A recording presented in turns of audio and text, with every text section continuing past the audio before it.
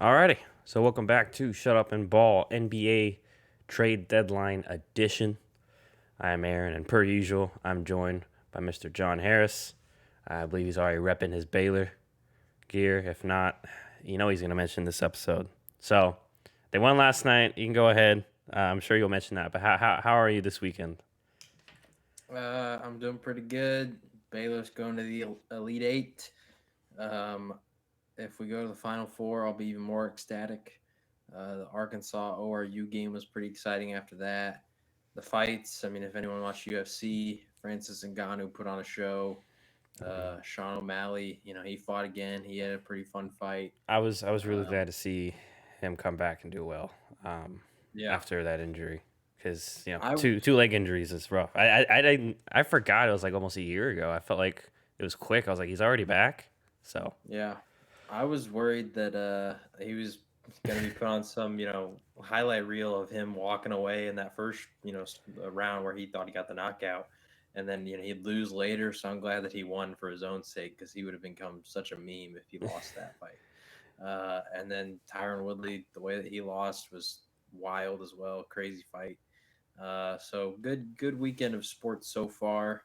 Obviously, the trade deadline happened, draft news happened in the NFL. All these kind of crazy things are going on. So, overall, pretty solid weekend. How about you?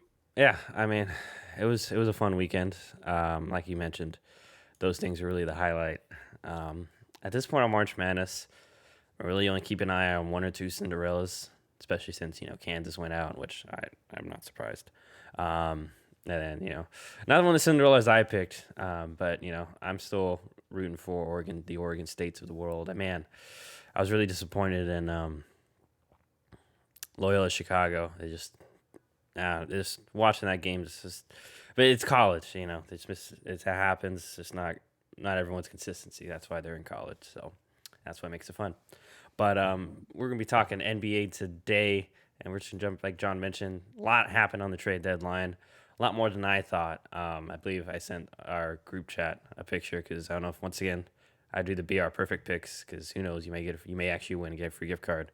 But if you're me, you suck at those picks, and I think I did put that a pic screenshot where I had it was like, are there going to be more than 12 trades?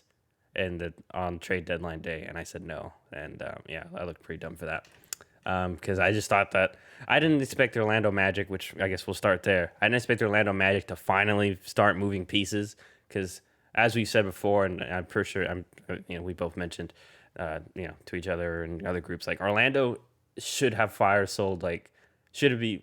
It's been like the past 3 years where every year it's like, oh, this is the year that Orlando's going to sell. This is the year that they're going to move Vucevic. Aaron Gordon's on the block. And other years, it was, I had, I'm forgetting the other kid's name, the one that's injured.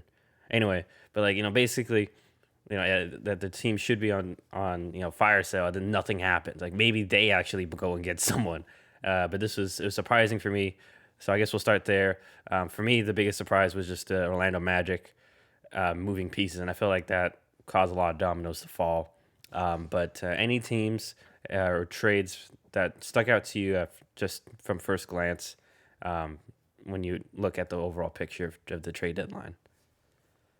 I mean, I thought the Magic might trade some pieces, but I didn't think Vucevic was going to go because based on what I had heard, they wanted a really big package. I had heard Drew Holiday level, which we saw the amount of draft picks they got traded for Drew Holiday. So I thought I don't know if a team's going to pay up that kind of price. And then obviously I think he was the first piece to get moved He on was deadline day. the first big one, at And least. and it wasn't that level of package. I still think they got a pretty solid return. They got a young center in Wendell Carter, and some other stuff alongside him. So I think it was a good deal for both sides. Obviously, the Bulls. I think they're going all in. They're trying to build a team around Zach LaVine, trying to keep him happy. But how how much better does it really make them? We'll have to see because I think a lot of people still consider the Bulls, a team that's even just fighting for a playoff spot. Like they're not. I don't think they're in the playoff picture right now. Anyway, but I think the most surprising trade to me was probably Aaron Gordon going to the Nuggets. Yeah, That didn't seem like anybody saw the Nuggets really in contention for that. Unfortunately for me, I thought he was going to go to the Celtics. I was really excited about the fit that he could bring. We wanted, a true power forward. Um, Obviously, didn't end up happening. Um, but there was talk of him going there. There was talk of the Trailblazers being in play for Aaron Gordon. I mean, just all the teams that were being mentioned for him. I don't remember ever hearing the Nuggets until all of a sudden, boom, it was announced he's going to the Nuggets. So I think that was the most surprising move of the day for me was him not him being traded, but where he actually ended up going.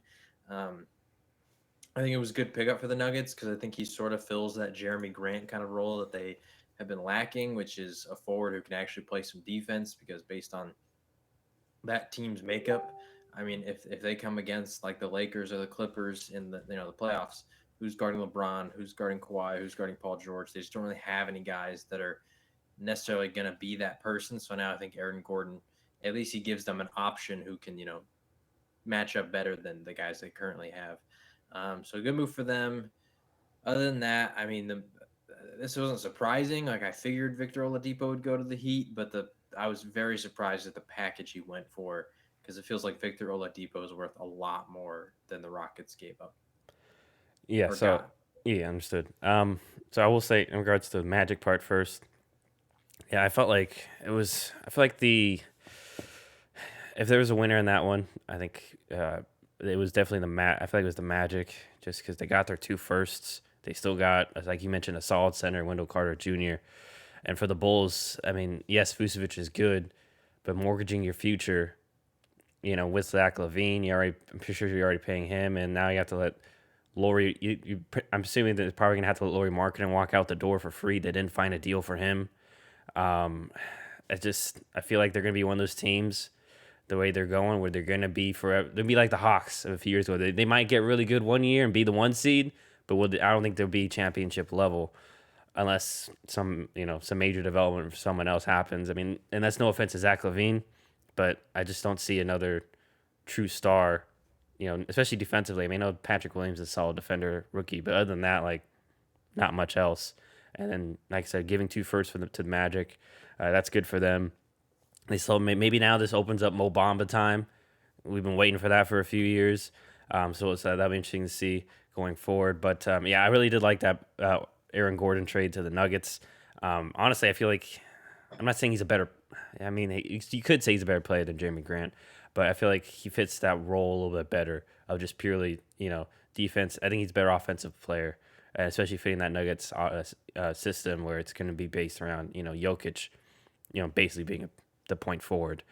So I did like that. I'm trying to see what they gave up for him. Obviously, in addition to the whole fire sale, they traded the Magic traded your Celtics Evan Fournier.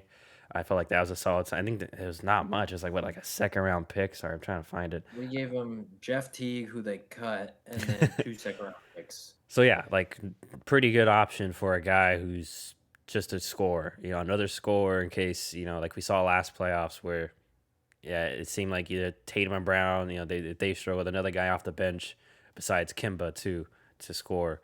So we'll see how that goes. But yeah, I felt like it's tough for me between the Heat deal and the Heat deal with Oladipo and the Gordon deal. Because the Gordon deal, I mean, once again, great job by the Nuggets. They got R.J. Hampton, a late first round pick, and they used him with Gary Harris, who people already knew was kind of out the door. He's already been, once again, another guy for like 2 years has been in trade talks. And then, send over a first. It's going to be a late first because, we know the Nuggets are probably going to be good and getting Aaron Gordon. So I feel like that. But, yeah, like you mentioned, man, I was really surprised, too, about the Victor Oladipo being sold for that little. And I know you posted on our social. Like, it's just, we'll have to see how the draft picks land. But it's just not looking very good in terms of the return for the James Harden deal. And it's ironic because the same thing happened on the other side. Remember when OKC traded Harden to the Rockets? They got like Jeremy Lamb and first and like a prospect. And Jeremy Lamb kind of worked out, but he didn't work out with the Thunder, especially not the way that Harden did. And I don't believe that first round pick maybe even amounted to anything off the top of my head. So, but for the Heat, I, obviously, go mm, ahead. I think it was Steven Adams. I Okay. might be wrong on that, but and Which, so hey, he kind Steven of Adams, worked good out. player, but he's not James Harden He's level. not James Harden. No. And I think anyone can agree to that. So, but anyway, in regards to Oladipo to the Heat, one of my favorite players, as you know, just to watch Victor. Maybe because I didn't think he would be that good, and he's like my Matt Stafford of the NFL, where I didn't think he'd be that good, and he came in and he's shown me that I think he's shown the NBA that he can do different things. He can be the main guy, like he was in Indiana for a while, but also in OKC and kind of remember OKC when he was with Westbrook, he can be just a pure role player. Okay, I'll play defense and I'll shoot and I'll handle the ball occasionally, and I think that's what the Heat are going to value. And I just love the pairing of him, Jimmy Butler, Bam Adebayo. They still kept Tyler Hero and Duncan Robinson, so they didn't really sacrifice too much shooting. So, yeah, like you mentioned, then probably maybe the best deal in terms of for the Heat at least.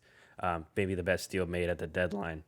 I mean, a bunch of other small ones, but and we'll talk about some of the buyouts. But I thought that was a really good deal for the Heat. I'm trying to look at anything else. I mean, I know George Hill went to the Thunder. That was one. I think that was well, not the Thunder. He went from the Thunder to the Sixers, and like a 3-team deal. I thought that was. I feel like that's good for the Sixers. They always need more shooting, and Hill's a good veteran guy. Only other interesting one I liked, I guess, in terms of contender was the Rajon Rondo Lou Williams swap. I thought that was kind of interesting. I don't watch much Clippers basketball because they're a West Coast team and their games are on at like 11 at night. But it was interesting. I thought they really liked Lou Williams, and we'll have to see. With Rondo, it's always the shooting's always. I feel like for me, we know he's a great passer. We know he's a solid defender. Just the shooting. I know he shot well last playoffs. I just can he do it again? I'm not sure. But for the Hawks, I think it's a good trade for the Hawks too, though. Another guy who can get a bucket on his own besides Trey Young, like we've been saying. They need someone else to do that. But sorry, any other trades that spoke out to you? There really weren't many others. I know we'll talk about some guys that didn't get traded here in a second. On the Rondo one, I like it for the Clippers. I think Lou Williams. It felt like they were kind of looking for deals ever since last off season to potentially move him after what happened in the playoffs. And I think there was maybe some issues with him and Paul George and Kawhi and different guys not liking the special treatment and all this kind of stuff. So I figured that might happen, that Lou might get traded. I like Rondo there because I think he provides a lot of what Pat Beverly does, but he's a creator for his teammates. Pat Beverly, obviously, not an amazing passer. And so, I mean, just based on guys who were running the offense on that team, it was basically Kawhi and Paul George. That's kind of it. And even them, like they're not point guards. They're not guys who are their main job is to try and help their teammates and find guys who are open, all that stuff. And so I'm even thinking, I imagine a lineup of like Rondo, Luke Kennard, Paul George, Kawhi, Ibaka. That's a pretty solid lineup right there, and I think that takes a lot of the pressure off of Kawhi and Paul George to become those playmakers. When really we know that primarily they're scorers Yeah. and defenders. So I thought it was a solid deal for them. I am interested to see how their bench unit does without Lou Williams, because obviously we saw that a strength of their team in the previous seasons was Montrezl Harrell, was Lou Williams coming off the bench and really being a spark plug for them. Got to see how their bench unit responds. But ultimately, I like the deal, especially for both sides, because like you said, the Hawks, it's Trey Young and nobody else. So Lou can finally create a shot for them, especially when Trey Young goes off the floor. So I think that was a win-win. Um, the Evan Fournier trade for the Celtics, I like it. It was, I mean, low risk deal. Like I said, we traded Jeff Teague, who was on a 1-year deal, so he's expiring, and he fit pretty well. I mean, he did decently in Boston. He had some bad games, some really good games, um, but it's a ton of value for him. But then the 2 second round picks, I mean, they're second round picks. So, and Yeah. you get a guy who's scoring 19 points per game. Obviously, that was on the Magic. I'm not sure if he's going to be able to score as much in Boston because of the increased talent. But I mean, if a lot of people are saying the Celtics didn't address their main need, being center, while I agree, I think that this trade, it gives them another option off the bench, because there are games where if Kemba, Brown, and Tatum are not just going off, they don't have anybody else that can do that. Oftentimes, it's like a Marcus Smart who's trying to do that. Peyton Pritchard, who's very inexperienced. It's his first year in the league. It's kind of unfair to a rookie to ask them to do that on a team like Boston. And so they just don't have a ton of depth. So I think this not only gives them, arguably, I think who's going to be the best shooter on the team. He's a 39% 3-point shooter, really good range. So could be the best shooter on the team, but also like we said, a guy who can score, create shots for himself, just adds more scoring talent and depth to that team. So I think it was a good move for them. Also, some unseen winners of the trade deadline. Think of like Robert Williams on the Celtics. They got rid of Daniel Tice for Mo Wagner, which is sort of a cap clearing move. It kept them under the luxury tax. I was pretty confused why they did it first because they traded a starter, Daniel Tice, for Mo Wagner, who's a rotation guy. But it's because they want to stay under the luxury tax. They don't want to have to pay those extra tax money. So that's why they did it. Robert Williams is now starting. He's done really well the last 2 games that he was able to start. So that was a plus. Mo Bamba, like you said, I mean, there's just certain guys out there that are winners of the trade deadline that I don't think people are talking about, and it's those guys who they now have space cleared for them to, play even more so the way that they need to, or get more minutes or whatever it is. So yeah, I think it was a really eventful trade deadline. I'm interested to see what's going to happen with the Magic and the Rockets because based on the talent on those rosters now, it's not a whole lot. So it's going to be interesting to see how these rebuilds go for both of them. Obviously, the Magic, they're probably in a little better shape because they have a Wendell Carter, they have Cole Anthony and Markelle Fultz when he's healthy. So they have some young building blocks. And Jonathan Isaac was the name I forgot. Jonathan Isaac, I mean, I think he's a really special talent. I really like him. Obviously, he's hurt, but Orlando, a little better place that they're in right now. Mo Bamba as well. Where Houston. I mean, not a lot going for him. I mean, we posted the picture about. I mean, they basically chose Oladipo over Karis LeVert and Jared Allen, which is fine because I think Oladipo is better than both of them combined. I mean, I don't know. I would have taken the age, but it figured, okay, they're going to trade Oladipo. Everybody knows this. What are they going to get? And getting a pick swap, which is not going to be cashed in. Okay, Miami is going to be better than Houston. Agreed. I thought the same thing too. That was worthless. And then Avery Bradley and Kelly Olynyk, you think that is worth Victor Oladipo? My hat goes off to Pat Riley for being able to do that deal because everybody heard they wanted Tyler Hero and then the Heat were offering Duncan Robinson. It was the same in a Kyle Lowry trade. That's what the teams wanted. The Heat were offering Duncan Robinson. And he got out of that without even giving up Duncan Robinson. Oh man, I don't know. I don't know what's going on in Houston. Yeah, I assume that Pat leveraged the fact that Victor's on an expiring deal. So and once again, veteran executive. I'm not, and that's no. Once again, I'm not sure what's going on in Houston. I don't mean to discredit them, but I'm assuming Pat leveraged the fact that Victor's on a Victor's a rental for me. I might not even be able to keep him, so I'm not going to pay that much for him. So, and maybe there weren't that many other offers. I just don't know. At least get it just a normal first round pick, like protected or something. Yeah. Like don't get a pick swap that you're not going to be able to cash in. It makes one wonder. I mean, what would Daryl Morey have done? He was Daryl Morey. Realistically, I don't think Daryl Morey takes Oladipo. I think he takes Jared Allen and Karis LeVert, and then he probably flips. To be fair, to be fair to Daryl Morey's more of the GM that's in buy mode than sell mode. But I'm just curious, I mean, I agree with you. They felt like they could have gotten more. I felt like we heard rumored deals that were better out there, but maybe they fell through. One last deal though that I did like that may be very just solid is JJ Redick going to the Mavericks. I feel like that may help. Like we mentioned, it seems like it's all Luka, that offense. So getting another shooter, a veteran shooter, I feel like that could be beneficial to the Mavericks making a playoff push. But yeah, we'll head to the players that didn't get traded, like you mentioned. We'll start with some obvious ones, bigger ones. Like you mentioned, Kyle Lowry did not get moved at the deadline. Many thought he would. The Lakers became a contender, and the Heat were main contenders. But it seems like the asking price was pretty high once again I believe he's also on an expiring deal. So I understand why Miami didn't pull the trigger. Considering that they're right back in the playoff picture, and that would cut into a lot of their depth. But and they already have a lot of small guards, so giving it up, Hero and Robinson, that they lose a little bit of size there. So that one I was surprised of. It. Then Alonzo, I honestly wasn't too surprised. I was less surprised about Alonzo not being moved because it seemed like there was less chatter that day. Like we heard a lot more about Kyle Lowry that day, and than Lonzo. It seems like the Lonzo trade has finally, or the Lonzo market kind of died down a few days before that. But yeah, and then obviously last one just for me, I was just disappointed that my Spurs couldn't find a LaMarcus Aldridge deal. I knew it was probably tough because he kind of wanted not. He's just the game's kind of passed him by, and he's not.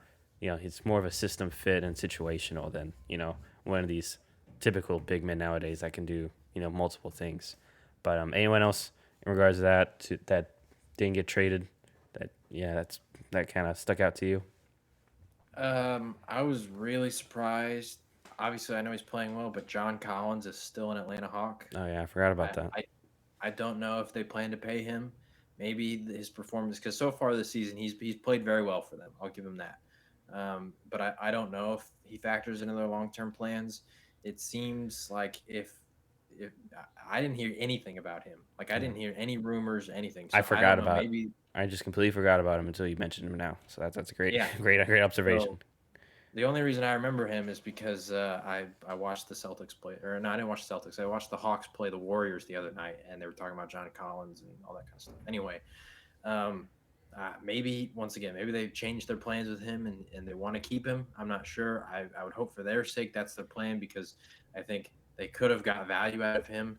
I mean, I don't know if it would have been amazing value because once again, when these guys are on expiring deals, there's only so much you can get. But you have to think that some team would take a chance on him and hope that they could re-sign him, so they would trade something. Um, so that kind of disappointed me for the Hawks, unless once again they decide to keep him.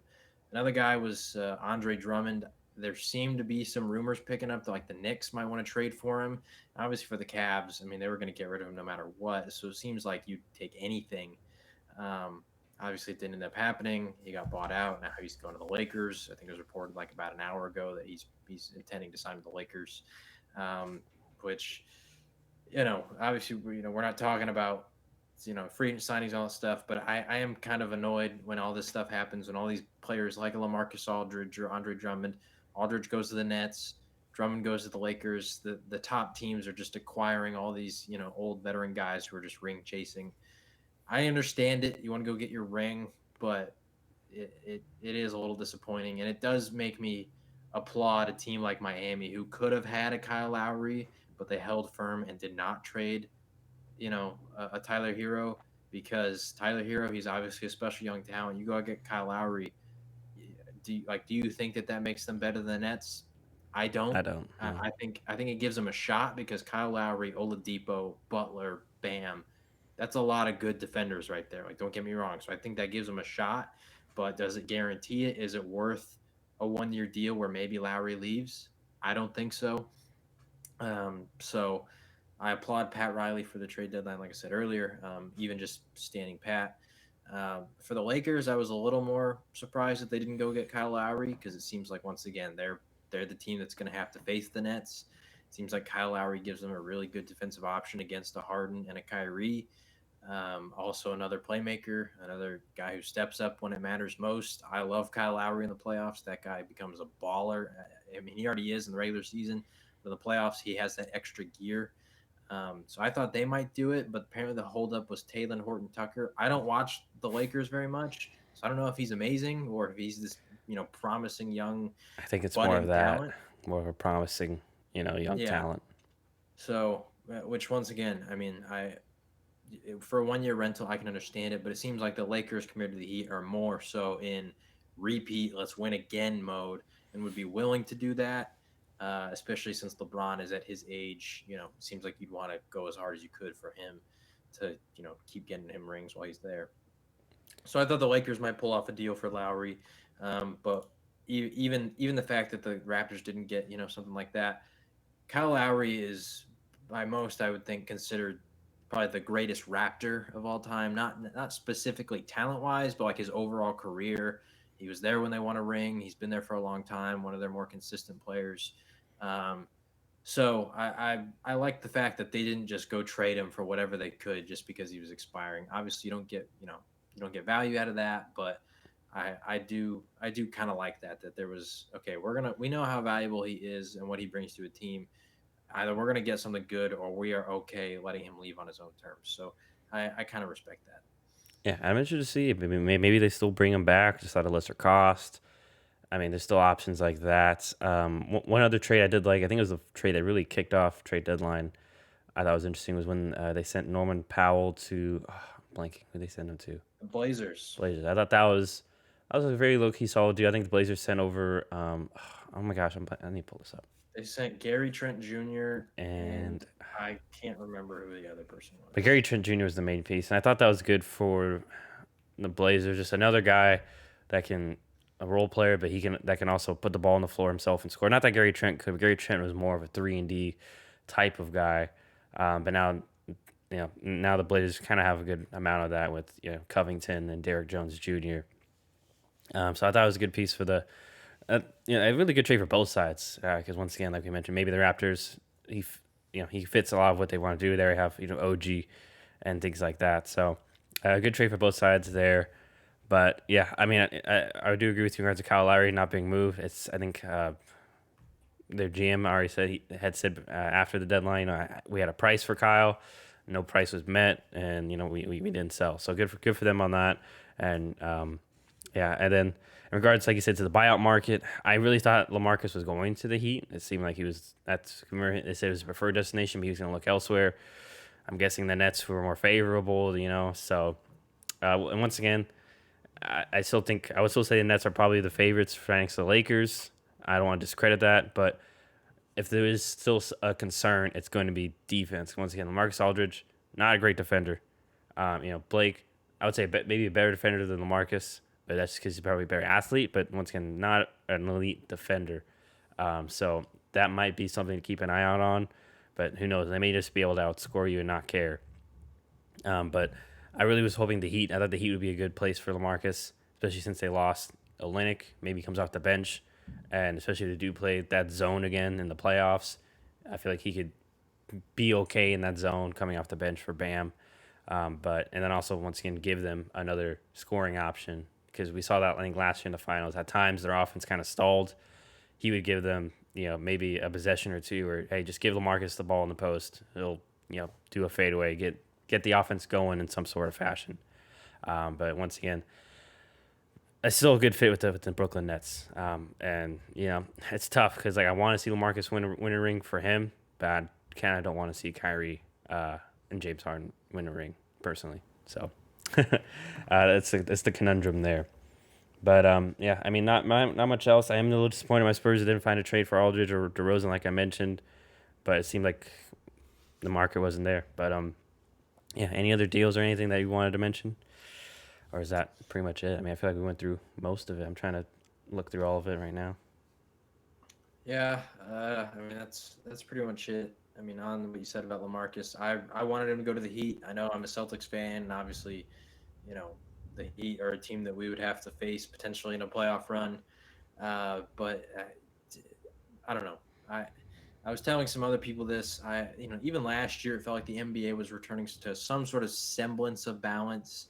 Obviously, I mean, a lot of people consider Anthony Davis and LeBron two top five players, so that was a very good duo that was better than a lot of duos we've ever seen. But just after coming off of like the Heat dynasty with LeBron, Wade, and Bosh, and then the Warriors stuff, it seems like just having a lot of teams like the Lakers or the Clippers or whoever, most of these teams, even the Nets, the Celtics, like a lot of these teams had like two stars, like two really good players, maybe three, but they weren't, like Warriors level when they had three. So it felt like the NBA was becoming more competitive again.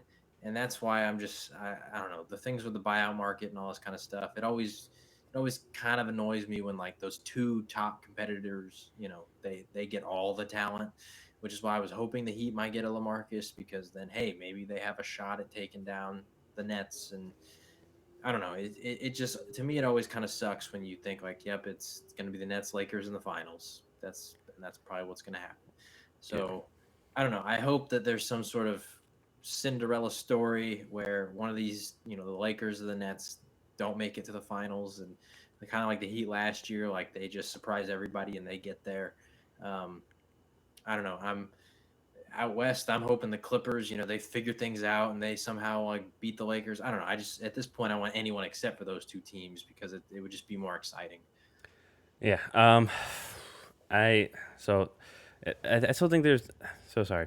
In regards to the Heat, my only worry for them going forward is big man depth because the four is kind of a strength with Olenek and Myers Leonard and all that stuff happened. But regardless, trading away Olenek, and I think they were kind of hoping banking on getting LaMarcus now. Like we saw last year, remember Bam got hurt, and then it kind of messed with their mojo at the beginning of the finals. So now that it's just Bam, really, and I know they have I think Precious to Uchiwa, but once again a rookie behind him, like it's kind of dicey if let's say a game Bam gets in foul trouble, which is very likely in the playoffs. For the rim protector, all of a sudden that could be a big issue. But yeah, like you mentioned, I mean maybe it just goes down to the matchups like we saw last year. The Bucks and the Heat was not a good matchup for the Bucks because the Bucks, the Heat figured out how to neutralize Giannis. But on the flip side, maybe a team like the Bucks going up against the Nets, that may not be a great matchup for the Nets. Who's gonna really stop Giannis? Right. So it may come down to that. I mean, I'm with you. I hope there's at least some excitement. Maybe the Nuggets make another run again. Portland's always been a team that is capable of maybe winning a series that they shouldn't. The Jazz are still solid. Even though they didn't make any moves at the deadline, I think they're still a very good, solid, deep team, and and versatile. Very good offensively and defensively. So we'll see. I mean, oftentimes than not, I mean, the Lakers won it last year. I don't think they really made any moves at the deadline.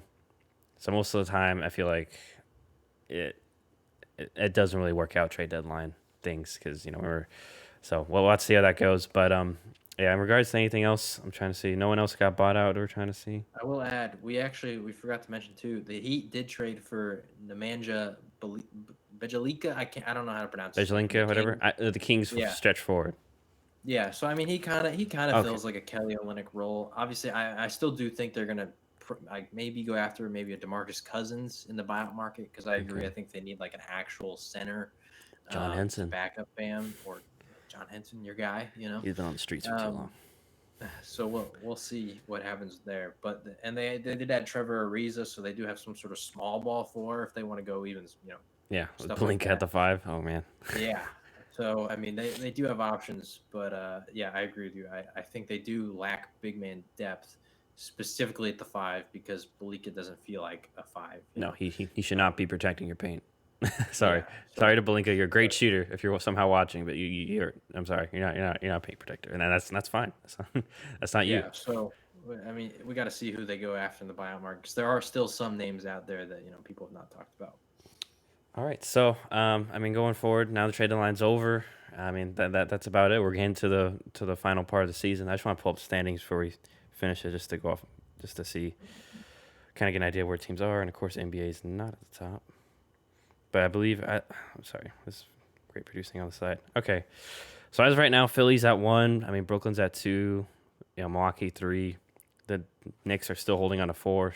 Hornets at 5. So, um, and then Atlanta 6, Boston 7, Miami 8. I think it's curious. A lot of injuries. See, that's why one thing I want to add. A lot of injuries to big stars. So I'm interested to see these standings shake up. Embiid's still out for a while. LA, LeBron and AD are going to be out for a while too. I think Steph Curry's in and out too of the lineup. So any LaMelo of those, Ball, so Mitchell I'm Robinson. about to say I mean, Alonzo's out. Not Alonzo. Lamelo's out for a while. I know Mitchell's. Yeah, I'm sorry. No offense to Mitchell. Yeah, he's but yeah, Lamelo being out for the season, I think that really hurts. That sucks for the Hornets, but no one really expected him to be at the 5 seed. So I feel like they're ahead of schedule in regards to that. But I'm interested to see how the West shakes out because right now Utah's still sitting at 1. Philly or the Phoenix is at 2. The Clippers are at 3, and the Lakers are all the way down to 4. And you know they're only a game and a half ahead of Portland and Denver. I'm not sure what their schedule is, but like it could get real dicey there. And even if I'm assuming that I don't think they'll miss the playoffs, but it could really be tough for them if they're the 7 or 6 seed when they get LeBron and AD back, and all of a sudden they have to play in the first round. Phoenix or the Clippers. I think that would be very interesting, and I don't think they want to do that. So I think that's something to keep an eye out on going forward. But other than that, I mean, the West, still a lot of teams fighting for that 7-8 seed. My Spurs are only half a game ahead of the Mavs at the 8th seed, but Memphis, Golden State, I don't think Sacramento will make that push. But New Orleans is starting to figure it out. Zion's been going off, so a lot of. I mean, I think technically every team in the East is still in contention, even though I don't think Detroit will make the push. But yeah. Any teams you think that will go on a run to end the season? Um, I mean, just with some of the stuff that's happened in the East and how close it is, I think that Miami is going to start to Yeah, I don't bump think they'll be the themselves eighth up a bit seed. there. Yeah, I don't think they'll be the eighth. I think they probably finish around five, maybe even four, because like I said, it's very close. I think Charlotte's going to drop because of LaMelo Ball not being there. I think they still have a chance to make the playoffs, but I mean, even looking at like an Indiana team who's right there as well. Chicago still has a chance. Toronto's still. I mean, there's still some teams that could bump up there if one of these teams goes on a slide. I think the Knicks might drop a spot or two just because there are some injuries, but overall, I think that they're still fine. Um, Boston, I think, should start to figure it out. They have 7 games in a row at home starting now. So, and their home record, they're 13-7. That's where they perform the best. So, I mean, I think they could potentially move in, to a more normal 4 or 5 spot. We'll see though. And also, I mean, I will say to Boston, as the remaining season goes on, I think they have the easiest strength of schedule in the entire NBA for the last, bit of the season. So I think I would say hopefully my Celtics and then the Heat are probably going to bump up a little bit. Um, for the West, I mean I'm really interested to see what happens to the Lakers during this time period where LeBron and AD are out because I mean the West, as we know, the West is typically really brutal, and so if they have to face a Phoenix or like the Clippers or even I mean imagine they fall down to the 5 seed and they don't have home court advantage and they're playing the Nuggets or something, anything could happen, So Yeah. I think it could be really interesting what happens out west. And like you said, I mean, even like Portland's right there, so they could technically fall, all the way to like 6. Um, so I think that that's going to be really interesting to see how the Lakers deal with these injuries because I mean, as we know, a team's built around LeBron. When he's not there, it's it's very different because it's a lot of players who are shooters who play off ball, all this kind of stuff because they're playing around LeBron James, and then now you don't have Anthony Davis there either. So it's going to be very interesting because we're going to see. I mean, their best players are going to be like Dennis Schroeder and And Andre Kuzma. Drummond So yeah. and Kuzma. Yeah, Which I mean, with that core, they may be able to stay afloat, and so and I think yeah. I mean, they won't miss the playoff. yeah, but I think if anything, it might actually be a good thing, just in fact that those players can get they get some games where they're the guys, and then come playoff time, if like we mentioned with the Heat, if a game LeBron's in foul trouble or AD tweaks something and just needs to sit out the rest of the game, then one of those guys can maybe step up, especially a guy like we've mentioned before, like Kuzma, who's been really consistent. Maybe he can finally find some consistency or rhythm going into the playoffs for Yeah. himself. But yeah, I think that'll about wrap it up here for the trade deadline. I mean, we really went over a lot of deals. Like you mentioned, I mean, I feel like we both agreed Heat were probably the big winners. Um, Orlando had some good value in their trades for even when they finally fire sold their team. It finally happened. The one year I didn't think it would happen, so good for them. And we'll have to see how these buyout candidates if they impact their teams going forward. But that'll wrap it up. We're gonna do NFL next week, obviously probably Tuesday, Wednesday, and then we'll do NBA again as per usual. If you enjoyed, if you're watching on YouTube, rate, comment, subscribe. Same thing if you're listening on whatever audio podcast. I don't know what the official term is. Wherever you're getting listen on podcast, you're doing there. Feel free to do that. As per usual, though, Instagram at Shut Up and Ball Pod. That's our main social media per se. Twitter is just at Shut Up and Ball, and then we have a Facebook page, Shut Up and Ball as well. But as usual, thanks everyone. I hope you enjoyed your weekend, and hopefully this next week, first week of April, you enjoy that too. Careful of April Fools, and such like that. But anything else you'd like to say, John? If Anthony Davis pulls that same crap where he says he shaved his unibrow, I'm not falling for it. He does this every year on April Fools. Yeah, I'm curious to see who would do it. But yeah, we'll see. We'll see what player does that. Maybe I don't know. It'll be fun. It's always fun to see who does that. But enjoy your week, everybody, and have a nice day.